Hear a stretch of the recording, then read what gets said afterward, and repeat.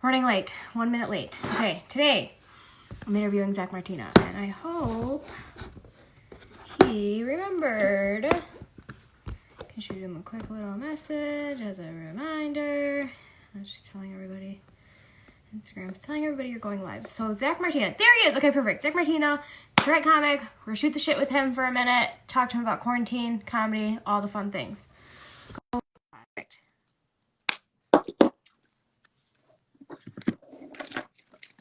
Waiting. Hi. Hey, how are you? I'm well. How are you, bud? Doing okay. What's new and exciting? I laid a bunch of grass seed today because I'm 30. Nice. We've got a Yes. big plot in our land where we're not going seed. We're going sod because it used to be a fire pit, so it's covered in rocks. And rather than have to deal with those rocks, we're just going to bury them. I love it. Like we're doing with all of the people dying from COVID. Yes, and our emotions. We're bearing our emotions, all of our traumatic events. It's all getting buried with under the sod. Lots of water with the sod, though. Remember that. I'm sure you know that. I didn't know that, but I'm sure my wife did, but I'm glad you told me because now I can be like, are we sure we're watering it enough? I will use your knowledge to just make me seem more intelligent. Well, I killed sod last summer, so water it because I didn't water it enough. Like it needs a ton of water. When sod dies, does it just go away? It's so sad when sod dies. Sorry, I had to do it. It's so sad. You should have done that. I'm thrilled about that. Yeah, I think it just like crisp up. It becomes a crisp. I just spit all over the place, but yeah, it becomes a crisp. That sounds like a wildfire waiting to happen. Exactly. It's very depressing. All right, enough old people talk. Let's talk about some comedy, dude. Are you staying creative during quarantine? What are you up to? I'm writing a lot of different things. I started a podcast with my buddy in Iowa because we have the time, and I figured why not learn how to edit. Had the equipment. Let's get that done. And then me and my kids are doing a lot of just silly things with puppets, and we do this family podcast where I'll post like minute clips. It's called Family Meeting, and we just we don't talk to our kids like most parents talk to their kids. So one of the episodes was about, we asked my wife, who grew up on a horse farm, about a memory from one of her birthdays, and then my youngest, who's 7, popped in and said, "Ooh, tell them the story about when the horses were having sex at your birthday party." And then my oldest said, "Oh, I'm sure your friends weren't worried about it. I'm sure they hung out with you and they have seen horses humping before." So it's fun. Yeah. Love it. Where can the people find that? That is it's on my Instagram. You can find all that stuff on Instagram, and I think I post it because I don't post like full episodes just because they're still at that point where they've got developmental speech impediments, or they're still growing into their speech, and it requires captions at some points. So that's what we do. Got it. I love it. I'll have to check it out for sure. Is that the same backdrop you had last night? Yeah. I love it. It looks great. It's my bedroom. It's just my bedroom. I love the wood. I love the wood on the walls. I mean, that's you get yourself a nice fisheye lens and some proper lighting. You got yourself a Better Homes and Garden spread right there. You're going to keep trying to take us away from old people conversation, and I'm going to keep driving us back. That's awesome. And I'm going to fucking eat the bait because I love that shit. That's been my quarantine project. My quarantine project has been cleaning and reorganizing. So you're crushing it. It looks terrific. Thanks, man. What is the podcast about that you and your buddy are doing? Or is it just you guys shooting the shit? It's called Immorally Speaking, and basically we try and find conspiracy theories in childhood memories. So we figured out that the kid from the Giving Tree was actually a serial killer, and we figured out that the Super Mario Brothers were drug addicts, and we figured out that Humpty Dumpty didn't just fall, he was pushed. There was a full-on conspiracy. I think Humpty Dumpty was an early civil rights pioneer, and the king didn't like its voice being heard, so it fell from that wall because it was pushed. So yeah, it's just a bunch of childhood. This is amazing. How many episodes are you guys in?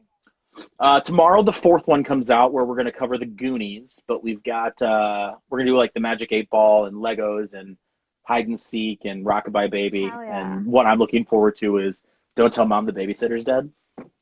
Yes. Yeah, Classic. the children's How version of fun. Weekend at Bernie's. Yeah. Oh God, that's gonna be so good. Well, now I gotta tune in. Hell yeah. Yeah. I'll It's plug been fun away at so the end of far. this too. Very Cool. cool. Very cool. Have you been doing like Zoom shows and stuff like that? I know you were saying when you and I were talking about doing this interview, you're like, I have a show coming up, right? Yeah. So I've done a few. I've done one with Wayne Mimot. He runs Bombs Away Comedy out of Cincinnati. You should follow Wayne and Bombs Away Comedy because they are doing some really cool things. And then Alex Human and I've been doing this one mic that takes place in Chicago usually, but it's the Coles mic. That one's a lot of fun to actually do jokes. I've done a couple things with Helium, and then this one on Friday coming up is with the Sklar Brothers for Just for Laughs. So I'm Okay. gonna do 4 minutes, and then the Sklar Brothers are gonna just hit with tags and listen to the set. They're essentially the only audience. So Very cool. Love yeah, that. I I look was at you guys are doing just these interviews. Oh, thanks. Yeah, we're just kind of shooting the shit. They're a little bit like based around what advice you would give to younger you as a comic or just any young comedians just starting off, around this time. Pre-quarantine. Uh, you know. Pre-quarantine, younger me, I would have told if I could tell me when I started, I would be like, I would tell them immediately to start seeing a therapist. Yeah, absolutely. That would be the number one go-to is I don't know that I would change too much about my approach. There's the cliche, just you should have written more, but I think to benefit my psyche, I would have been like, you see a therapist because you're going to get so much Yeah, rejection. You think high school and middle absolutely. school was bad, all those no's, get into comedy and Yeah. you'll feel what a rejection is. Are you a sore loser? I actively try not to be. I think my first Yeah. instinct is to be like, oh man, and then you kind of break it down piece by piece, like who's getting the thing, what is the thing they're getting. It's like, no, Hmm. I really like that person, and they deserve all the success. And just because they are succeeding doesn't mean that I can't be succeeding. And it's just kind of Yeah. turn it to use a motivation to work harder, you know? Yeah, absolutely. I'm a sore loser through and through. I have a hard time. Like if I have a bad bomb, I'm pretty upset. And I just started to get over that right before quarantine.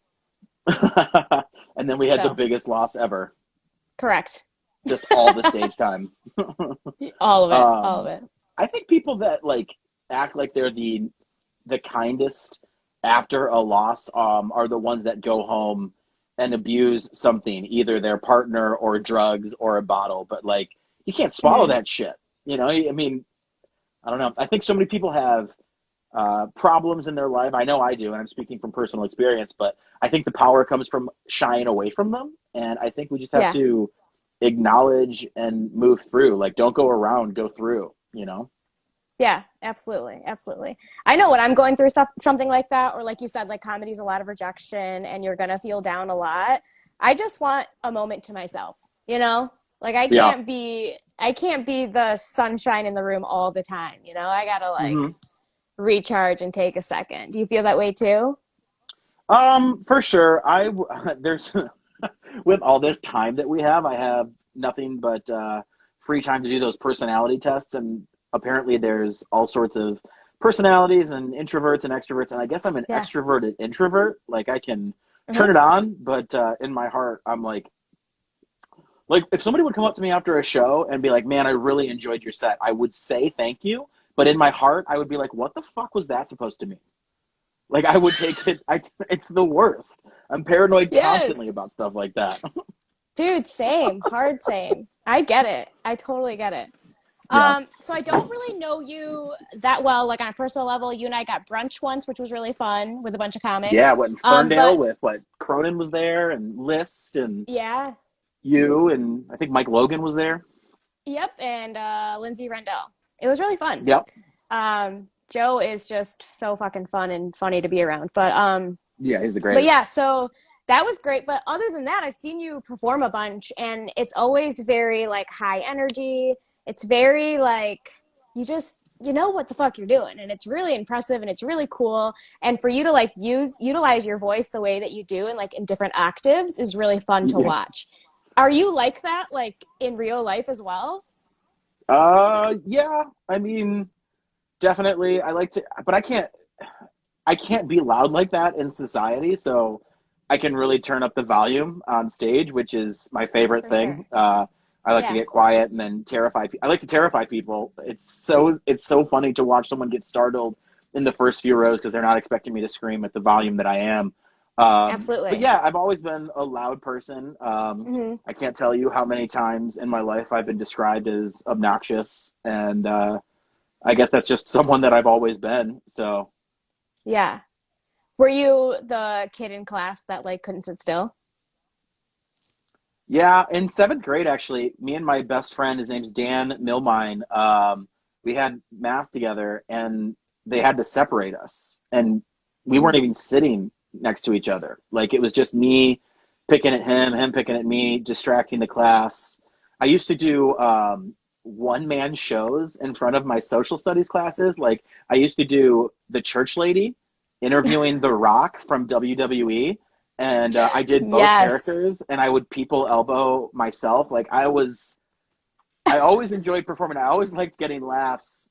I've never been very good. Like it took 9 years of stand-up comedy for me to realize that silence isn't a bad thing.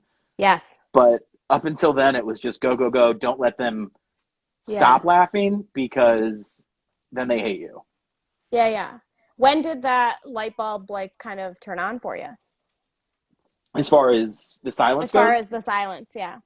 I would say probably, I don't know, 6 or 7 years in after I Hmm. started going out with Rory Scovel. Rory has given me so much advice and so much wisdom, and truly one of the reasons that I think I am the type of comic that I am. For sure. Because his number one information, like after I got off stage, he'd never say good set, he'd never say bad set. He Hmm. would always just ask if you had fun, and it really kind of put it into perspective. Like, oh, that's what this is supposed to be about. You're supposed to be enjoying yourself, and Yeah. he's a screamer, Yeah. like me. So he's like, after we were screaming, I was like, I just get so scared that if I stop and slow down, then I'm gonna lose him. And he's the one who kind of taught me that if they're silent, it doesn't mean that they don't like you. It means that they are just listening. Yeah. Absolutely. So, It's like, so that hey, was get yeah, probably between 5 and 7. gotcha. Yeah, it's Yeah, like, hey, guess what? You have the room. You yeah, know, and a that's all. microphone and a And a voice that you microphone. don't need it for. Yeah, absolutely. Well, cool, man. So, did you start off in Detroit? hmm Yeah, I was born Okay. and raised in Metro Detroit, and then I don't know, I was like 25, and I used to I was a general manager of a restaurant, and they did comedy for a while, then they stopped, and then I started working there, and I brought the comedy back, and I think it was Um, Mike Bobbitt, I said, how do you get into comedy? I don't remember what the exact question was, but the advice he gave me was get in touch with Bill Bouchard, take his class, then go up and do it. Best case scenario, you do well and you Hmm. never stop doing it. Worst case scenario, you do awful and Yeah. you never have to see those people again and you never have to wonder what if. And it was just such absolutes, such a Yes. like this or that. And Hmm. so I took Bill's class and started at, yeah, like 25. Yeah, you are, I think now like the fourth or fifth comic that I've interviewed because it was like Melanie Hearn, Sam Rager, even Mike Bobbitt was telling me that he was doing Bill's class like years ago. Bill's the best, man. There, Yeah, there, he's there is. he's I mean, I know great. I just kind of sang Rory's praises, but I mean, Bill was the first guy to give me like he was the guy who hosted me before I should have been hosting. He was the guy who featured me before I should have been featuring. He headlined me before I should. Him and Sal D'Amelio both, and they would take me on the road and Yep. just offer advice and words of encouragement, but not Hmm. without having earned them. Like when you got praise from Bill, I was like, oh man, that was awesome. So Bill is, Oh yeah. yeah, just one of the best people. He married my wife and I. He flew down to Florida to perform our ceremony. Really? I did not know Yeah, that. I didn't know that you guys were that he tight. wrote a That's so whole. cool. Yeah, he wrote a whole set, and it was like 5 minutes, and he talked about, just us going on the road, but he like kind of made it about him, even though it was our wedding, and it was just all very tongue in cheek. And honestly, one of my favorite. The only thing that I liked more than Bill's speech was the fact that he was wearing a white linen shirt. I love that. Yeah, him and his wife are so great. I love their apartment. I love everything he does for comedy. He's definitely like the kindest, most genuine person, and you definitely want him in your corner. So that's very cool that you Absolutely. also have that background with him too. Yeah, and that definitely So wouldn't have come if it wasn't for his class. Like, just getting to know him yeah, there was dope. yeah, for sure. He's so great. So how do you feel the Detroit comedy scene has changed in the past 8 or 9 years of you being in it? Um, I don't know. I know that for as often as I'm on the road, I'm very, very proud when people are like, "Oh, where are you from? New York or Chicago or LA?" I'm so proud to say I'm from Michigan, Yeah. because I do think um, that the scene in Michigan is it's it's dark in the best way. Like, there are so many good. Hmm. I love dark comedy. I think that's the most fun thing to do. I think it's the most personal. I think it's the most vulnerable. And I think that there's a lot of very good comedians in Michigan that do dark comedy well. I know I'm not necessarily speaking to how it's changed, but Hmm. I do know that I'm very proud to be from it because of the quality of comic here and the passion that comics approach it with. And I also love Hmm. that in all of my travels, Michigan is the only state that I would honestly say is a statewide scene. Like, we're tight Yeah. with Grand Rapids, we're tight with Lansing, we're tight, down in Hmm. Detroit, we're down in Ann Arbor. I mean, it's literally all over the state, and I can't speak to other states like that. Yeah, totally. Do you think that it's a little like competitive between like boroughs or whatever you want to call them in different states? I don't think it's competitive during through different cities in other states, but I think there's more of a allegiance to it. Now, that's Yeah. not to say that there is any competition, but like, that's their home. I mean, Yeah. Ohio's closest to us, and Ohio's so big. You've got the Toledo scene, which I think is for a long time kind of melded into the Michigan scene, and Hmm. then Cincinnati has some destroyers out there. Columbus I has some know. killers. There's Yeah. Cleveland, which, I mean, there's so many great comics that come out of Cleveland. So Hmm. people just get amped up for their cities. Whereas, like, I would take if I could, I don't know what it would be, but if I could pick a team of Michigan comics to like go out and tour, I would pick from all over the state, not just the one city. There's Yeah, so many great comics. absolutely. I have a honorary mentions comedy house party once a year. It's always in the summer.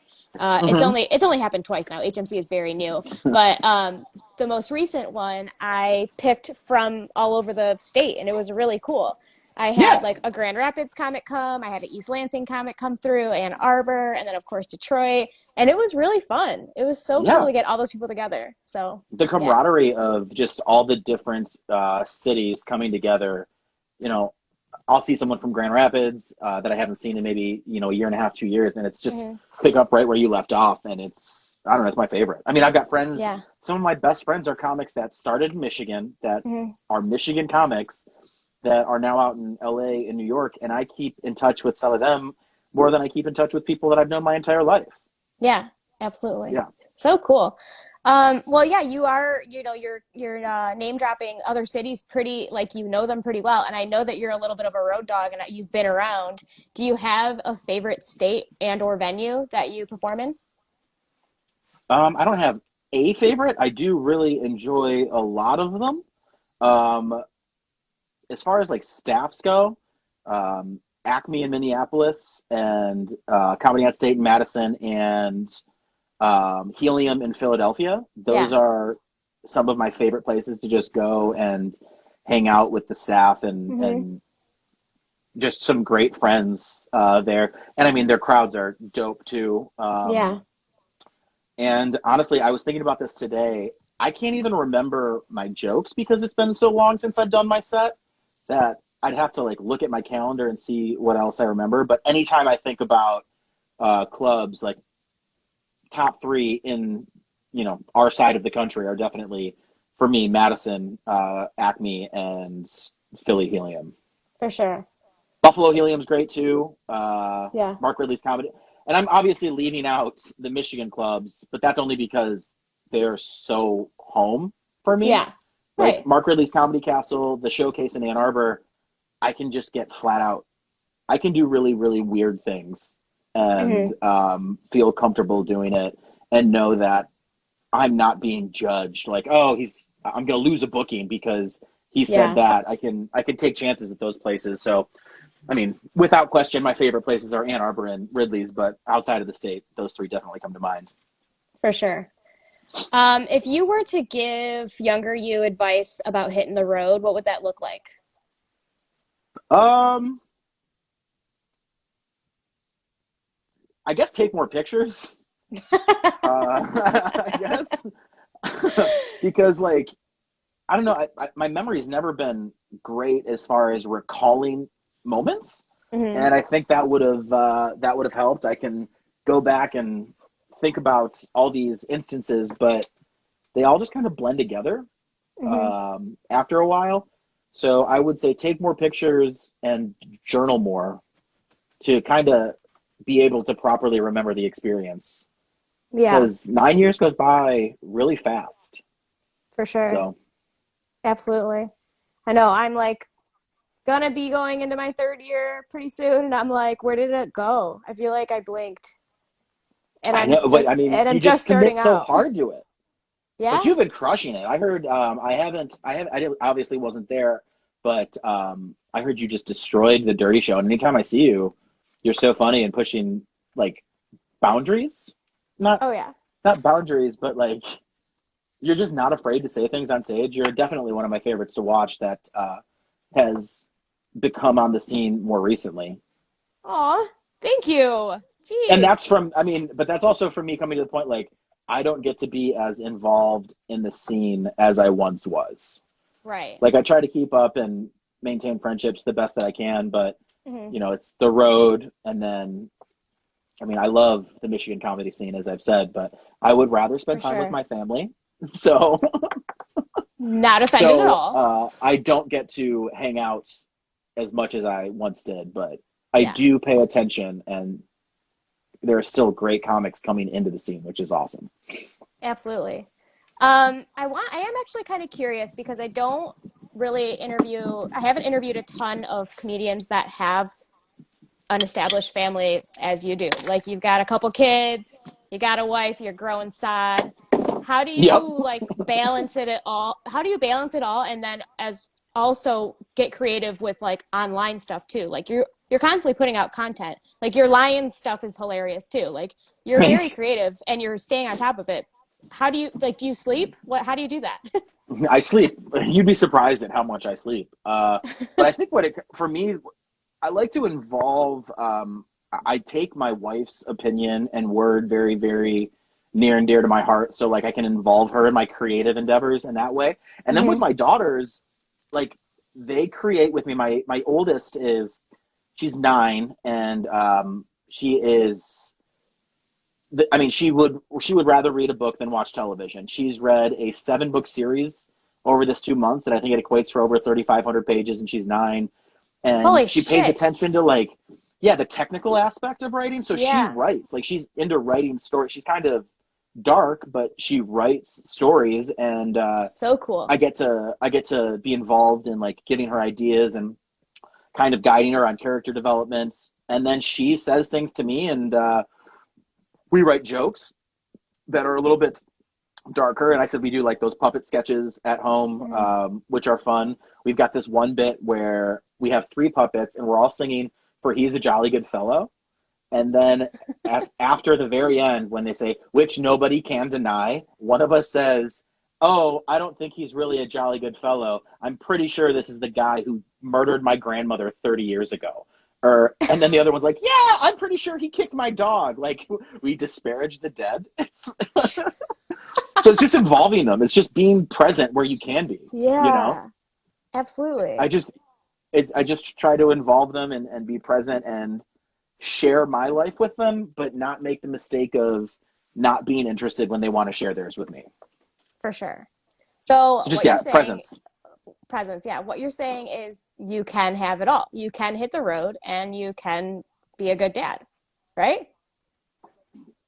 I mean that's what I've got, and I wouldn't trade it for anything. I Absolutely. would not be I would not have got on the road the amount that I've been on the road or done the things that I've done without my family. They, Absolutely. beyond the shadow of a doubt, made me a better comedian, made me a better writer. Um, no doubt, no doubt. Yeah. Well, your jokes about your daughters get me every time. And I've heard them. I've heard them plenty of times. And I still am like crying laughing. It's so funny. Those are definitely my favorite, and those are all like real. You Right. know, like there's a little bit of exaggeration because you take artistic license, but Hmm. they all are inspired. They are all based on true events. I was gonna name my first album based on a true story, but Norm Macdonald named his book that, and I was like, well, there's a reason he's a genius. Yeah. Absolutely. With the album, you have one or two albums out? Two. Okay. Yeah, the So first one for is Skunk how many Man, and years the apart? second two. Okay. Two. I think I did So the with Skunk Man in 2017, and I just recorded Not the Worst Dad in 2000, the second week of 2020. Gotcha. So if you were to give a little bit of advice to a younger comic that is in the position where they're thinking about recording their album, what would you give? Don't be in a hurry to get it out there. Hmm. Uh, have Do it before you stop having fun with the jokes you're doing, but make sure that the jokes are ready to go out there. Make sure that you're proud of the entire set. Don't be in a Hmm. hurry because once you write the jokes, it's your joke. You can do it whenever you want to do it. But get Yeah, a full album length set ready to go and for polish sure. it and work it and practice and definitely just don't be in such a hurry. That's Yeah, what open mics are for. exactly. Where did you record your first one? My first one I recorded at Comedy on State in Madison. And then the second one I just recorded at the Philadelphia Helium. Oh, very nice. Yeah. I like that you recorded them outside of Michigan. Honestly, I was just invited to do them there. So I was like, I Very will cool. definitely do that. Yeah. Yeah, absolutely. Hmm. So if you were to narrow it down to maybe like three to five things that really got you to where you are as far as a professional comedian, what would that look like? Um, I try not to be like, as far as submitting for work, I try not to be a pest. I try to be what I call politely persistent. Hmm. I keep track of when I send submission emails and I schedule when I'm going to send the next one. And I don't stop until I get a yes or a no, because if you tell me no, that's fine. I would much rather you tell me no than not respond at all. So it's Yeah, just persistence and really treating it like it's a job, setting aside time to do just the bullshit, just the typing and sitting, like not creating just the uh, clerical aspect of it. It's the the worst, desk but work. Yeah, yeah, yeah. it's necessary. And Uh-huh. then once you get out on the road, just don't be a dick. Try and be Yeah, friendly. I mean, even if someone is an asshole, I mean, there are certainly special circumstances where, you know, you have to speak up, but it's like, just leave. Just yeah, remove yourself from that situation. Just don't talk to the person. You know, exactly. maintain composure Hmm. in your personal life. And then I honestly just have fun. Yeah, Remember that you are out there you are out there saying things that you thought of that you thought are funny and trying to deliver fun to strangers who have no rhyme or reason to be there seeing you. It's just complete circumstance that they are there seeing you. So try and make them feel like they made the right decision and maybe they want to come back and see you again. absolutely. Very well said. I have one last question for you.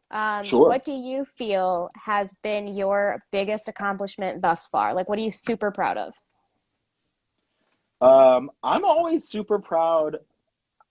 I mean, the first time I got to headline Mark Ridley's, that was a big deal for me because my dad started taking me to Ridley's when I was 7.